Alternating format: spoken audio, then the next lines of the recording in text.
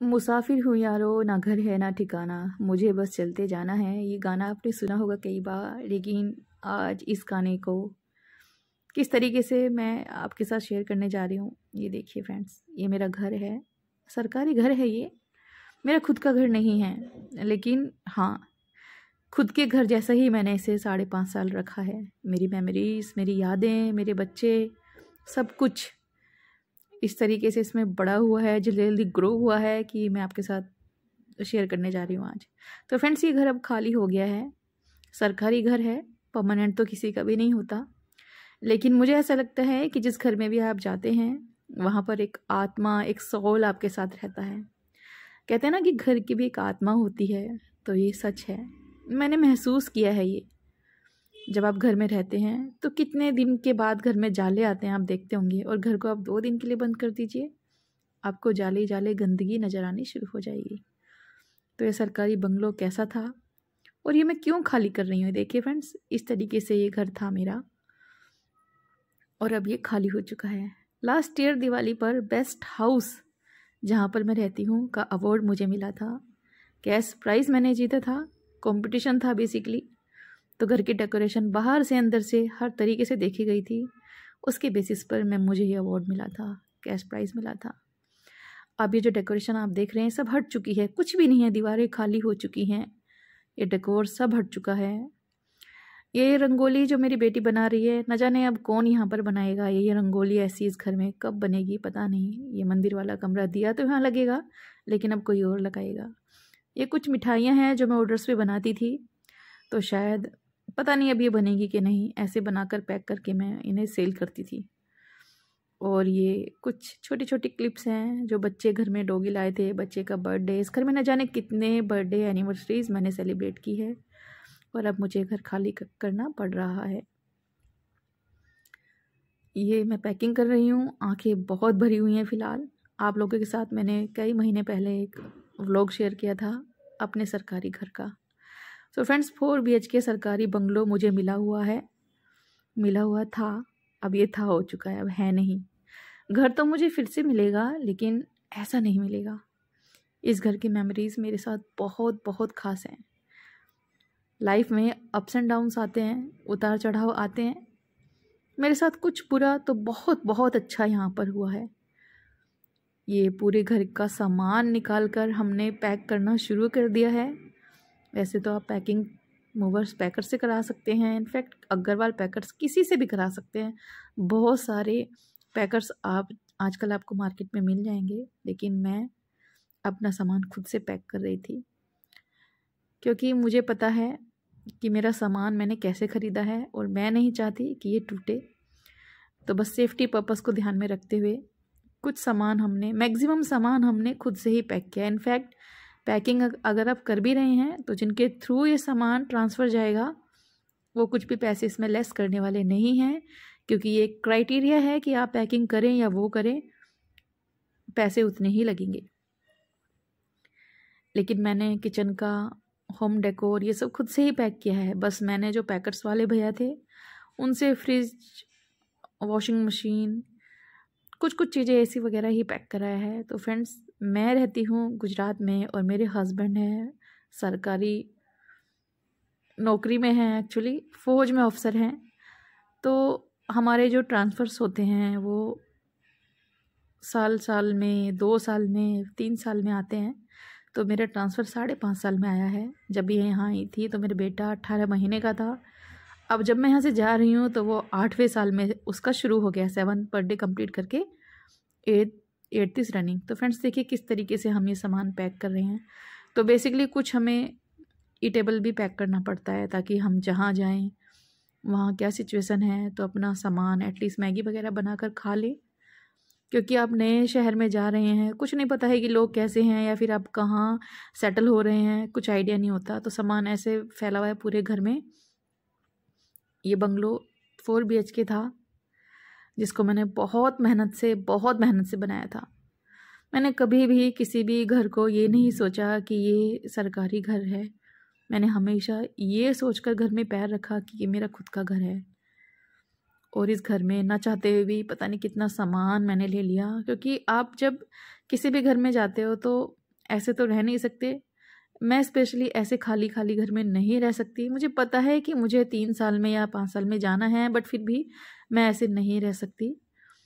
तो इस हिसाब से सामान बहुत ज़्यादा जुड़ जाता है। प्लस रेसिपीज़ बनाती हूँ, अमेज़न के हॉल्स भी बनाती हूँ, जिस वजह से सामान बहुत बहुत घर में हो गया है।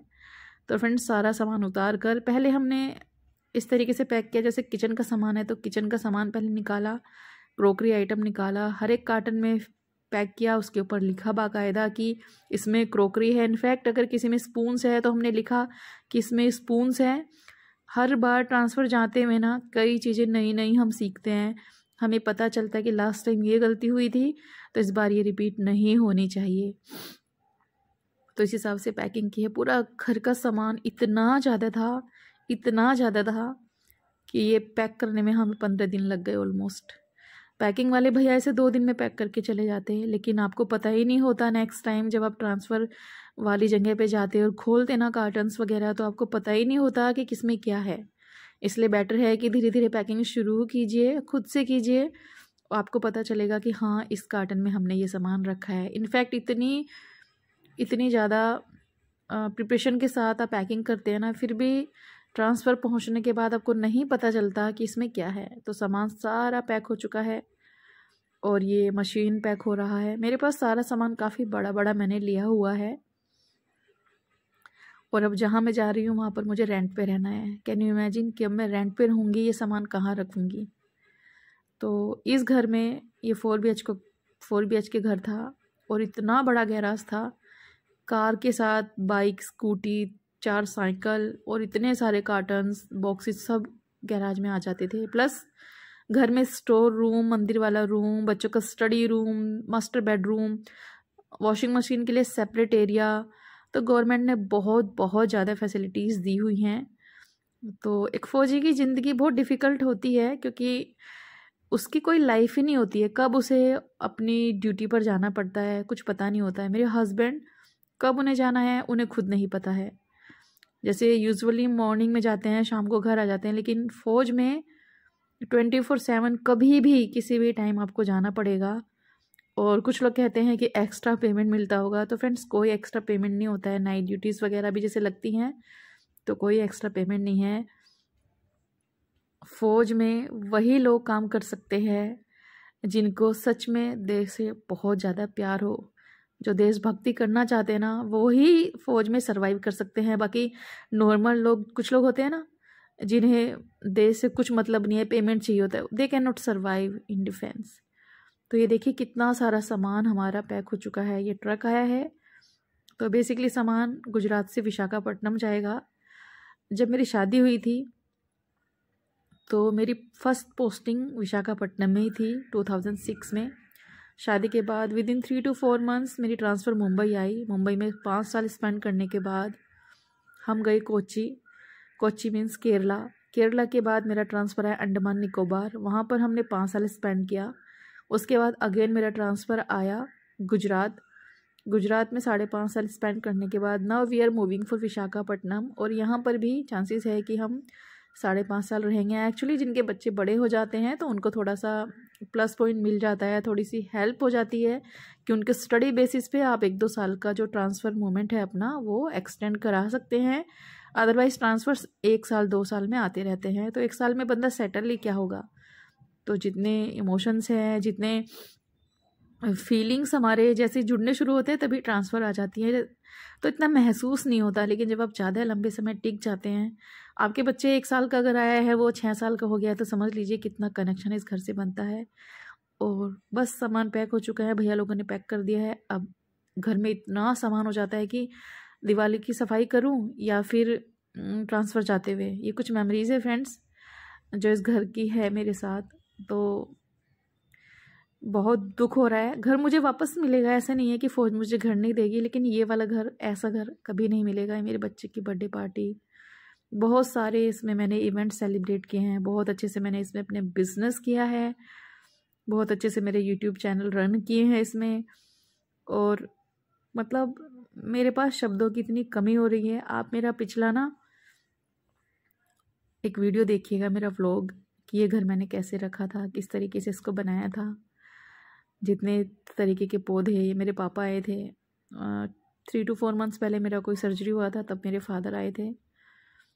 मैं अमेज़न के हॉल्स बनाती हूँ, तो ये कुछ क्लिप्स हैं उसके। सारे काम होंगे आगे, लेकिन शायद ऐसे नहीं होगा।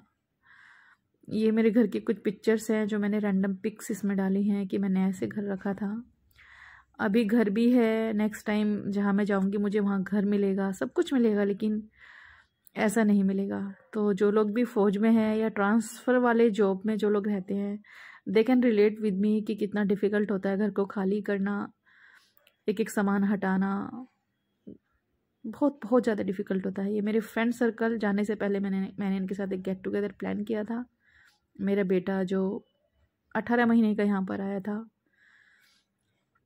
मेरे बच्चे बड़े हो गए हैं, सब कुछ चेंज हो गया है ऑलमोस्ट, और अब मैं इसे खाली कर रही हूँ। मेरे बाद कोई और इसमें आके रहेगा, जैसे मैं रहती थी कोई और रहेगा, दिया बाती सब कुछ होगा, लेकिन मेरा जो कनेक्शन है वो शायद कोई नहीं समझ सकता। तो फ्रेंड्स, ये कुछ मेमोरीज़ हैं इस घर की जो मैंने आप लोगों के साथ शेयर करी है। बहुत ज़्यादा डिफ़िकल्ट होता है एक फ़ौजी या फिर किसी भी ट्रांसफ़र वाले जॉब से निकल के जाना, एक स्टेट से दूसरे स्टेट में जाके सेटल होना। अब पता नहीं आगे के लोग कैसे मिलेंगे, कैसे आपके नेबर्स होंगे। मेरे नेबर्स सब कुछ यहाँ पर बहुत अच्छा था। नेबर्स में मैंने कई सारे दोस्त ऐसे बनाए हैं जो लाइफ टाइम मेरे पास रहेंगे। कुछ मेमोरीज़ ऐसी हैं जिन्हें मैं कभी कभी नहीं भूल सकती। मेरा एक छोटा सा डॉगी हम यहाँ पर लेकर आए थे लास्ट ईयर, उसी डॉगी ने 3 बेबीज़ यहाँ पर दिए थे। तो कितनी बढ़िया बढ़िया मेमोरीज़ है। देखिए मेरे गैराज में ये बच्चे खेल रहे हैं, ये कुछ मेमोरीज़ हैं हमारी। मेरे घर की कुछ दिवाली की लास्ट ईयर की क्लिप्स मैं आपके साथ शेयर कर रही हूँ। गला बहुत भर रहा है, आँखें बहुत नम हैं। डेकोरेशन भी होगी, सब कुछ होगा, लेकिन मैं इस घर में वापस पता नहीं कब जाऊँगी, लेकिन कभी भी अगर फ्यूचर में मौका मिलेगा ना तो मैं जाऊँगी ज़रूर। कभी भी जब भी मेरी ट्रांसफ़र आती है ना फ्रेंड्स, तो अगर मुझे मौका मिलता है ना उस जगह पे दोबारा जाने का, तो मैं अपने पुराने घर में ज़रूर विजिट करती हूँ। ये मेरा है, आई डोंट नो व्हाई। मेरे हस्बैंड और मैं, हम दोनों विजिट करते हैं। कुछ कनेक्शन ऐसा बन जाता है ना जिसे अब ना चाहते हुए भी नहीं भुला सकते। तो ये बस वही है, कुछ मेमोरीज़ ऐसी हैं जो इस घर की शायद कभी नहीं जाएगी। मेरे बच्चे का बर्थडे, मेरी एनिवर्सरी, सुख दुख, कई सारे मोमेंट्स हमने यहाँ पर स्पेंड किए हैं। तो मैं ऑलरेडी घर में रह रही हूँ, लेकिन ये जो घर था कुछ ऐसा था कि मैं शायद आप लोगों के साथ शेयर नहीं कर पाऊँगी।